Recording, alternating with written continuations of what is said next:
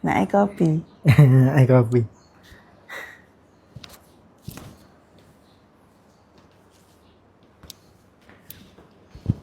Tak marah ke? Dek. Dah. Dah, nampak pemarah. Tak marah bila minum air kopi. Sekali kini. Sedap. Pandai buat air kopi. Air kopi ke dia ni? Ni kopi him. Ni. Ni kopi her. Nak pakai tangan.